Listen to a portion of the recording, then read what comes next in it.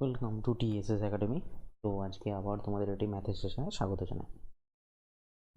তো বলেছে দেখো 4, 7 এবং 19 অবশিষ্ট রেখে যথাক্রমে 128, 303 এবং 247কে ভাগ করে মানে সর্বাধিক সংখ্যাটি নির্ণয় করো। মানে তোমাকে বলে দিয়েছে যদি 128কে ভাগ করে তাহলে 4 অবশিষ্ট থাকবে, 303কে ভাগ করলে 7 অবশিষ্ট থাকবে এবং 247কে ভাগ করলে 19 অবশিষ্ট থাকবে। এইরকম একটি সংখ্যা কি?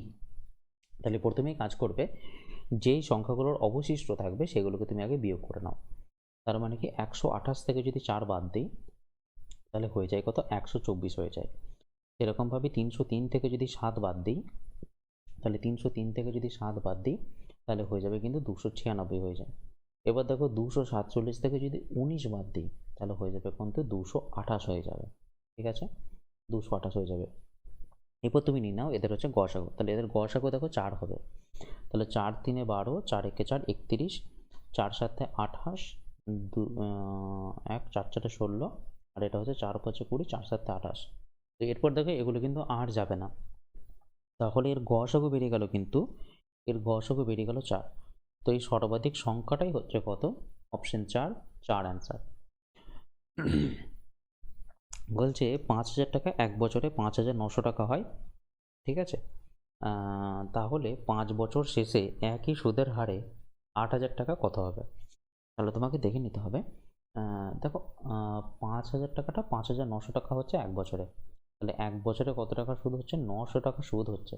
এই 900 টাকা সুদটা এই 5,000-এর কত পার্সেন্ট সেটা আগে বের করে নিতে হবে। তাহলে 5,000-এর 900 টাকা হচ্ছে কত পার্সেন্ট? ক্যালকুলেশন করলে 0 0 কাটা গেল, এই 0 কাটা গেল, তাহলে দেখো 5 18 90, তাহলে কত? 18%। তাহলে 18% কি হচ্ছে? সুদ হচ্ছে। এরপর আমাকে অঙ্কটা বলেছে কি 5 বছর ধরে 18% দেওয়া হচ্ছে। তাহলে 5 বছর ধরে 18%, এক বছরে যদি 18% হয় তাহলে 5 বছরে নিশ্চয়ই তাহলে 90% হবে। ঠিক আছে, এবার কার 90% সুদ হবে? 8,000-এ তোমাকে 90% করতে বলেছে। তাহলে 8,000-এর 90% আমরা করবো কি করে? তাহলে দেখো 8,000 গুণিত কত? 90/100। তাহলে এইটা বেরিয়ে যাবে কি? এটা বেরিয়ে যাবে কিন্তু আমার সুদ বেরিয়ে যাবে, তাই না? তাহলে 8 9 72, 72 গায়ে দুটো শূন্য, তাহলে 7,200 টাকা হয়ে যাবে তোমার কিন্তু সুদ। এরপর তাহলে তোমার তোমার তাহলে টোটাল সরি এটা হবে তোমার 72, 72 গায়ে দুটো শূন্য, ঠিক আছে, 7,200 টাকা। তাহলে টোটাল তোমার সুদ হয়ে গেলো 7,200 টাকা। তাহলে সুদ আসল তাহলে কত হবে তোমার? 8,000 প্লাস 7,200 মানে কত?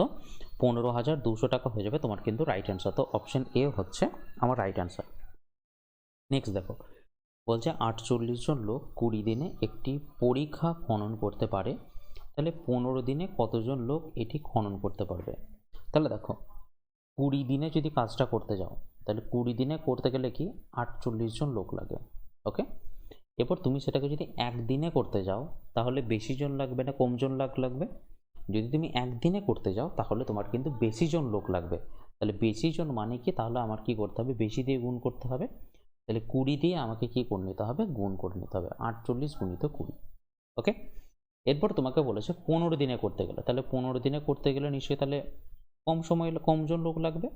একদিনে করতে গেলে যদি এতজন লোক লাগে তাহলে 15 দিনে করতে গেলে নিশ্চয়ই কম লোক লাগবে। তাহলে 48 গুণিত 20 বাই কত? 15। এরপর তুমি করে নাও 5 3 15, 5 4 20, আর এদিকে দেখো 3 16 48, তাহলে হচ্ছে দেখো 4 16 কত? 64 হয়ে যাচ্ছে তোমার এখানে রাইট অ্যান্সার। বা এটাকে তোমরা এইভাবেও করতে পারো, m1 d1 বাই w1 সমান হচ্ছে কি m2 ইন্টু d2। ওকে, তাহলে দেখো 48 জন লোক 20 দিনে করে, সেটাই m2রা কত দিনে করবে? 15 দিনে করতে চাইছে। তাহলে m2 এর মানটা তুমি যদি বের করে নাও তাহলে হবে দেখো 48 গুণিত 20 বাই 15 সমানই হচ্ছে কত? m2 দিয়ে মানটা বেরিয়ে যাচ্ছে দেখো 64 বেরিয়ে যাবে m2 এর মান। তো তোমরা অঙ্কটাকে এইভাবেও করতে পারো। তাহলে রাইট আনসার হচ্ছে কি অপশন ডি, 64। বলছে এই সমীকরণে এক্স এর মানটা নির্ণয় করো। তাহলে প্রথমেই আমাদের অঙ্কটা আবার টুকে নিই, চলো। 2401 বাই এক্স সমান কি এক্স বাই 6.25। তো প্রথমেই আমাদের মাথায় রাখতে হবে 2401 কার মানে হচ্ছে তোমার ওই কার বর্গমূল সেটা তোমাকে দেখতে হবে, তাই না? এটা হচ্ছে দেবে 49 স্কোয়ার, মানে কি 2401টাকে তুমি লিখতে পারো 49 গুণিত 49 তুমি লিখতে পারো, বাই এক্স লিখে দিলাম। এরপরে দেখো এইখানে যে এক্সটা রয়েছে, এই যে নিচে দেখো 6.25 আছে না, এই 6.25টাকে 625 লিখলাম, কিন্তু এই দশমিকটাকে সরিয়ে কি করলাম, ওপরে আমি 100 দিয়ে গুণ করে দিলাম। 100 দিয়ে কেন গুণ করলাম, কারণ দেখো দশমিকের পরে কিন্তু এখানে 2 ঘর আছে, দশমিকের পরে এখানে 2 ঘর আছে, তাই কিন্তু দুটো শূন্য দিয়েছি ওপরেতে। এরপরে দেখো যেহেতু বর্গমূল মানে কি, বর্গমূল মানে হচ্ছে প্রত্যেক দুটো থেকে একটা বেরোবে, তাহলে দুটো 49 আছে, তাহলে একটা 49 বাইরে বেরোবে, সমান হচ্ছে কি এক্স, সমান হচ্ছে এক্স গুণিত 100/625। তাহলে দেখো এবার এক্স এর সাথে এক্স এর গুণ করে কি হয়েছে, এক্স স্কোয়ার হয়ে যায়, ঠিক আছে, এক্স স্কোয়ার হয়ে যায়, তাহলে ওই দিকে কি হবে 625 গুণিত 49, আর 100টা কি হয়ে যায় নিচে চলে আসবে, তাহলে সমানের এদিকে, তাহলে 100 হয়ে গেল। এরপর আমাকে কি করতে বলেছে, তাহলে এক্স সমান তাহলে কি রুট ওভার অফ এটা, তাহলে গোটাটাই 625 গুণিত 49 বাই কত 100, তাহলে কি করণীয়, তাহলে এবার তাহলে 625-এর বর্গমূল কত, 625-এর বর্গমূল হচ্ছে দেখো 25 25 625, তাহলে একটা 25 বেরোলো, আর এদিকে দেখো 49 মানে কত 7 বাই কত 100।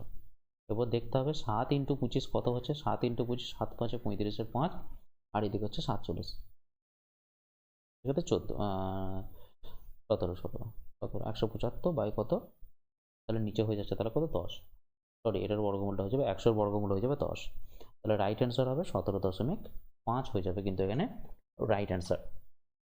তাহলে রাইট অ্যান্সার হচ্ছে অপশন 2। নেক্সট বলছে রাহুল একটি সোয়েটার কেনে এবং 25% ছাড় দেওয়ায় 200 টাকা বাঁচায়। তার মানে দেখো 25% ছাড় মানেই তো 200 টাকা বাঁচানো, তাহলে 25% মানেই আমাকে ভ্যালু বলে দিয়েছে কত, 200 টাকা বলে দিয়েছে। এরপর বলে দিয়েছে সোয়েটারের দাম কত ছিল, তাহলে সোয়েটারের দাম তো অ্যাকচুয়ালি ছিল তো 100%, 25% ছাড়ে দিয়েছে, ওই ছাড়ের মানটা তোমাকে বলে দিয়েছে 200, তাহলে আমার সোয়েটারের দাম তো ছিল 100%, তাহলে 25% থেকে 100% মানে কত গুণ, 4 গুণ, তাহলে এইখানেও আমার দামটা হয়ে যাবে কত 4 গুণ, তাহলে 4 গুণ মানে কত 800 টাকা। তো রাইট অ্যান্সার হচ্ছে কি 800 টাকা হচ্ছে সোয়েটারটার দাম ছিল। বলছে 5-এর স্থানীয় মান কত, দেখো এখানে 5-এর স্থানীয় মান হচ্ছে এইগুলো তোমাকে ধরতে হবে কি সব শূন্য ধরতে হবে, এগুলো সব কি শূন্য ধরতে হবে, তাহলে কতগুলো শূন্য আছে দেখো 1টা 2টো 3টে 4টে 5টা 6টা 7টা, তাহলে যেহেতু 7টা শূন্য তাই তুমি বলবে সেটা 5 গুণিত 10⁻⁷ এটা, তাহলে রাইট অ্যান্সার হচ্ছে অপশন এ।